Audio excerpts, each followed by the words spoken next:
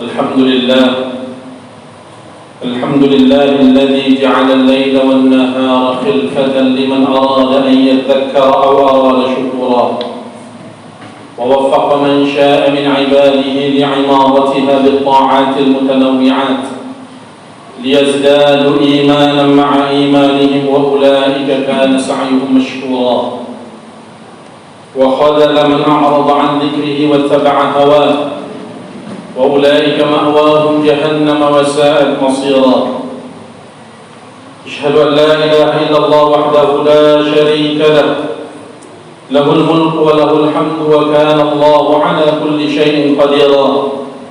وأشهد أن محمدا عبده ورسوله أرسله بين يدي الساعة بشيرا ونذيرا، وداعيا إلى الله بإذنه وسراجا منيرا.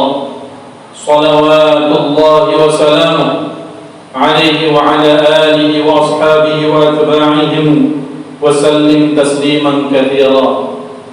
أما بعد، فيا عباد الله، اتقوا الله حق تقاته ولا تموتن إلا وأنتم مسلمون.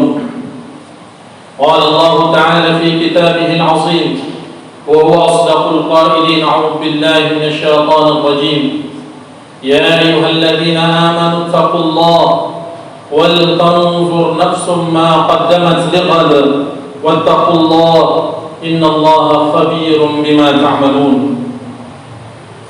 ثم قال تعالى: واعتصموا بحبل الله جميعا ولا تفرقوا واذكروا نعمة الله عليكم إذ كنتم أعداء فألف بين قلوبكم فأصبحتم بنعمته إخوانا وكنتم على شفا حفرة من النار فأنقذكم منها كذلك يبين الله لكم آياته لعلكم تهتدون.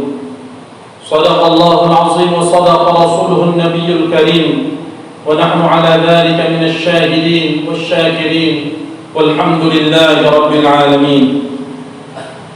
معاشر المسلمين, jamaah salat Jumat yang dimuliakan Allah Subhanahu wa taala, di bulan Zulqa'dah 1442 Hijriah ini Allah memberikan kepada kita kesehatan dan keafiatan, serta kembali memberikan kepada kita kesempatan untuk rukuk dan sujud melaksanakan salat fardu Jumat secara berjamaah. Kiranya Allah Subhanahu wa taala menerima amal ibadah kita di hari dan bulan yang mulia ini, mengabulkan doa-doa kita dan menerima infak dan sedekah kita sebagai sebab daripada diampunkannya dosa-dosa kita. Ma'asyiral muslimin, jamaah salat Jumat yang dimuliakan Allah Subhanahu wa taala, kita bersyukur kepada Allah karena Allah masih memberikan kepada kita kesempatan untuk beramal ibadah, meningkatkan ketakwaan kita kepada Allah, beristighfar dan memohon ampun kepadanya. Di tengah wabah pandemi COVID-19 ini, Allah masih memberikan kepada kita ruang, waktu dan peluang untuk meningkatkan ketakwaan kita kepada Allah, di mana apabila kita cermati di sekeliling kita, ada yang sudah tutup usia, meninggal dunia disebabkan berbagai hal, dan di antaranya adalah deraan daripada pandemi COVID-19 ini. Oleh karena itu, dari mimbar Majelis Ulama Indonesia Provinsi Sumatera Utara ini, saya menghimbau diri saya dan kita semua jangan pernah jenuh untuk berdoa kepada Allah Subhanahu wa taala, karena Dialah Zat yang Maha Kuat, Al-Qawiyyul Matin, dan Dia jugalah Zat yang menentukan kehidupan kepada kita dan kematian, Al-Muhyil Mumit. Hanya kepada Allah lah kita meminta, dan doa ini adalah senjata orang-orang yang beriman. Dalam hadis Rasul sallallahu alaihi wasallam menegaskan, ad-du'a silahul mu'min. Doa itu adalah senjatanya orang-orang yang beriman. Bahkan doa adalah satu-satunya cara kita untuk merubah takdir yang telah ditetapkan oleh Allah Subhanahu wa taala, di mana Rasul sallallahu alaihi wasallam bersabda sebagaimana hadis yang diriwayatkan oleh Imam Abu Daud, dan hadisnya berpredikat adalah hadis sahih. Rasul sallallahu alaihi wasallam bersabda, la yuraddul qadaru illa du'a. Tidaklah merubah takdir kecuali doa kita yang dikabulkan oleh Allah Subhanahu wa taala. Ma'asyiral muslimin, hafizakumullah ajma'in. Sungguh kita sekarang ini di dalam bulan Zulqa'dah, menanti kepada masuknya bulan Zulhijjah dan bulan haji. Tidak ada seorang pun yang membayangkan dari sejak dahulu bahwa pandemi ini akan menyetop atau paling tidak menunda pelaksanaan ibadah haji bagi negara-negara tertentu, dan termasuk Indonesia. Tahun ini adalah tahun kedua tidak memberangkatkan jamaah haji ke tanah suci. Hal ini juga membuktikan adalah qudrah dan iradah Allah Subhanahu wa taala atas alam semesta, di mana ketika Allah memanggil juga tidak ada satu surat pun atau sepucuk surat pun atau surat edaran manapun yang mengajak dan menyeru kepada umat Islam untuk datang menunaikan ibadah haji. Tapi yang datang ke sana berbondong-bondong, lebih daripada 4 juta penduduk bumi ini hadir dalam waktu yang sama, beramal ibadah dengan ibadah yang sama, bergerak dari satu tempat ke tempat yang sama, semuanya bergerak dalam satu keyakinan la ilaha illallah Muhammadur Rasulullah. Namun begitu juga tidak ada satu negara pun yang mampu melarang, tapi Allah Subhanahu wa taala mentakdirkan bahwa sudah 2 tahun ini kita tidak dapat menunaikan ibadah haji. Justru karena itu, dengan apa yang kita hadapi saat sekarang ini, kita wajiblah semakin mengkokohkan tauhid kita kepada Allah Subhanahu wa taala, bahwa sebagaimana yang dituliskan oleh para ulama kita, qaddarallahu ma syaa fa'al, bahwa takdir Allah Subhanahu wa taala apa yang Dia kehendaki itulah yang pasti akan terjadi. Kita sebagai hamba-Nya hanya mampu berencana, kita hanya mampu berusaha dan berikhtiar semampu dan sekuat tenaga kita. Tapi keputusan akhir, takdir yang dipastikan Allah Subhanahu wa taala berada di dalam genggamannya. Oleh karena itu, sekalipun deraan daripada virus ini terus meningkat di tanah air, kita sebagai orang-orang yang bertauhid, mengesahkan Allah Subhanahu wa taala, beriman kepada Allah, jangan pernah turun imunitas kita sedikit pun, karena iman kita tetap kokoh kepada Allah, yaitu dengan senantiasa berdoa kepada Allah.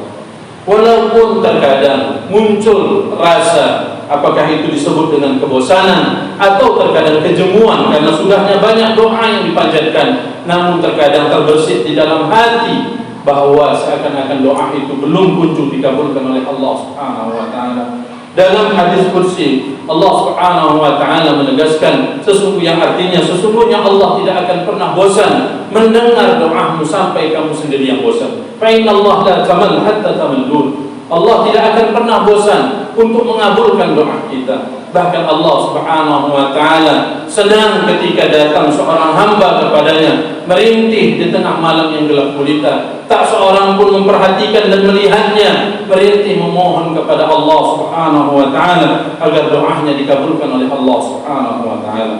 Dalam sebuah hadis yang disahihkan oleh Syekh Al-Albani dalam Mu'jamul Kabir Imam Al-Tabrani, bahwa malaikat Jibril pernah datang kepada Allah Subhanahu wa taala bertanya tentang suatu kejadian di mana Allah Subhanahu wa taala memberikan dan melapangkan atau memudahkan bagi seorang ahli maksiat, sedangkan mengetatkan atau melambatkan kebaikan kepada orang yang senantiasa berbuat kebaikan dan berdoa kepada Allah Subhanahu wa taala.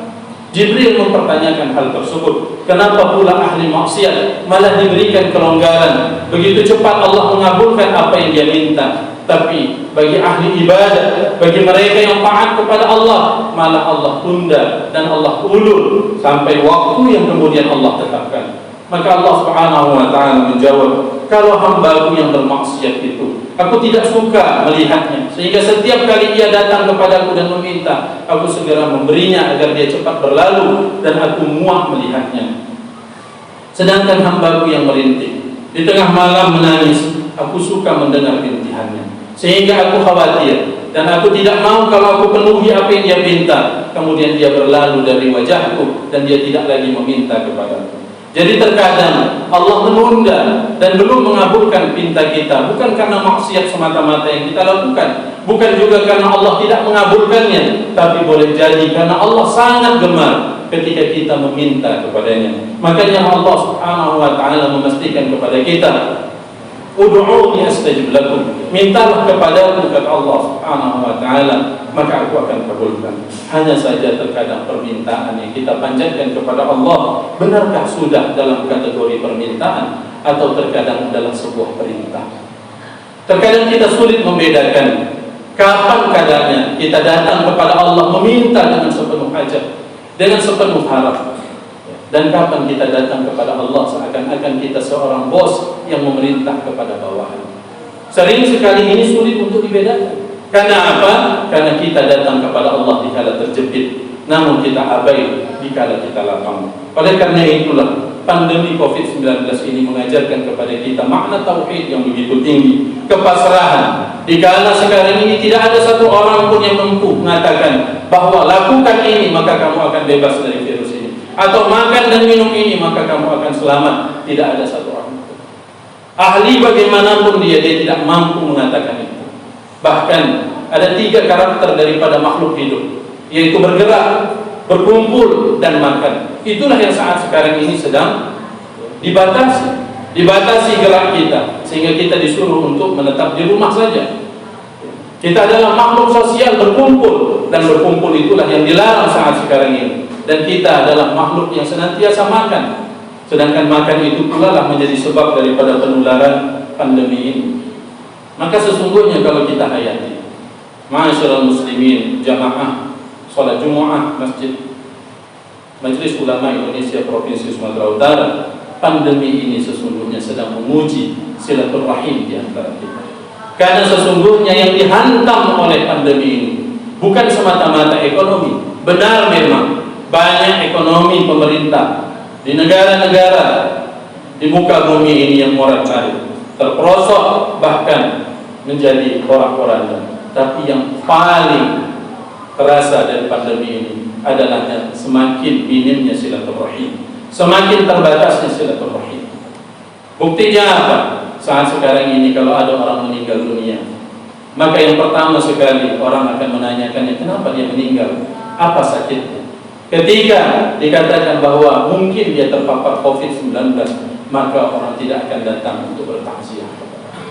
Begitu juga terkadang kita melihat masjid-masjid, sebagian masjid di kota Medan ini sholat berjarang-jarang, padahal di persawah orang rapat-rapat. Di tempat-tempat lain ketika sholat jarang-jarang, ketika pengajian mereka duduk rapat-rapat. Ketika pengajian duduknya jarang-jarang, tapi ketika selfie setelah pengajian duduknya rapat-rapat. Ini adalah hal di mana kemudian silaturahim itu menjadi amat sangat terbatas dan dibatasi oleh kondisi ini. Bahkan berjabat tangan, di mana Rasul sallallahu alaihi wasallam mengatakan, tasafahu tudhibul ghil, saling bersalaman di antara kamu, saling berjabat tanganlah di antara kamu, karena saling berjabat tangan itu akan membuang karah dengki di dalam hati. Malah itu pula lah yang saat sekarang ini hilang, dan boleh jadi kedengkian itu makin bermunculan karena jarangnya kita berjabat tangan. Nah, oleh karena itulah ma'asyiral muslimin rahimahumullah, kita membaca Al-Quran bahwa Allah Subhanahu wa taala telah mentakdirkan apa yang Dia takdirkan, itulah yang pasti akan terjadi. Apa yang kita inginkan apabila bertentangan dengan keinginan Allah, maka keinginan Allah juga akan terjadi. Wa ma tasyaa'una illa an yasha' Allah. Tidaklah kamu berkeinginan kecuali yang sesungguhnya keinginan yang akan terjadi adalah keinginan Allah Subhanahu wa taala. Oleh karena itu perbanyaklah doa, saling mendoakanlah di antara kita. Dan kalaupun kita berpulang ke rahmatullah, insyaallah dalam husnul khatimah. Karena kematian bagi seorang mukmin bukanlah sesuatu yang perlu ditakuti, tapi kematian itu adalah perlu dipersiapkan. Tapi seorang mukmin juga tidak cari mati, apalagi mati dalam kondisi bermaksiat. Walhamdulillah. Mari kita persiapkan diri kita untuk negeri akhirat, karena sesungguhnya perjalanan kita akan jauh lebih lama di sana, dan kita akan mempertanggungjawabkan apa yang kita lakukan di muka bumi ini. Tsumma la tus'alunna yawma idzin 'anil na'im. Semoga kita dan keluarga kita senantiasa dalam rahmat dan kasih sayang Allah Subhanahu wa taala. Allah ampunkan dosa-dosa kita, dosa guru-guru kita, dosa para pemimpin dan ulama kita, dan Allah kumpulkan kita bersama dengan orang-orang yang kita cintai, para nabi dan salihin di dalam surga Jannatul Firdaus. Amin amin ya rabbal alamin. Barakallahu li wa lakum fil Qur'anil 'azim wa nafa'ani wa iyyakum bima fihi minal ayati wa dzikril hakim. أقول قولي هذا واستغفر الله لي ولكم ولسائر المسلمين والمسلمات فاستغفروه إنه هو الغفور الرحيم.